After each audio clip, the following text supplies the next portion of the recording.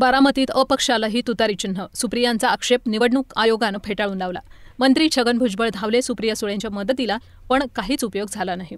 राष्ट्रवादी काँग्रेस शरद पवार गटाला निवडणूक आयोगानं तुतारी वाजवणारा माणूस असं चिन्ह बहाल केलेलं आहे. तेच त्यांच्या सर्व उमेदवाराचं निवडणूक चिन्ह आहे. मात्र बारामतीत एका अपक्ष उमेदवाराला तुतारीचं चिन्ह देण्यात आलं. यावर सुप्रिया सुळेंच्या कायदेशीर सल्लागार पथकानं निवडणूक आयोगाकडे आक्षेप नोंदवला. मात्र तुतारी आणि तुतारी फुंकणारा माणूस ही दोन वेगळी चिन्ह आहेत असं म्हणत आयोगानं आक्षेप फेटाळलेला आहे. यात विशेष म्हणजे नाशिक लोकसभेला महायुतीकडून तिकीट नाकारण्यात आलेले मंत्री छगन भुजबळ सुप्रियांच्या मदतीला धावले. संभ्रम निर्माण करणारं चिन्ह देणं चुकीचं असून निवडणूक आयोगानं यात हस्तक्षेप करावा असं ते यावेळी म्हणाले. याचा उपयोग झाला नसला तरी भुजबळांच्या मदतीविषयी उलटसुलट चर्चा होताना दिसते. बारामतीत सुनेत्रा पवार विरुद्ध सुप्रिया सुळे अशी लढत होत असून अवघ्या देशाचं लक्ष या मतदारसंघावर लागलेलं आहे. 36 उमेदवार सध्या रिंगणात आहे. यातील सोहेल शहा, युनस शहा शेख अपक्ष म्हणून लढत आहे. ते मूळचे बीडचे रहिवासी आहे. त्यांना तुतारीचं चिन्ह देण्यात आलेलं आहे.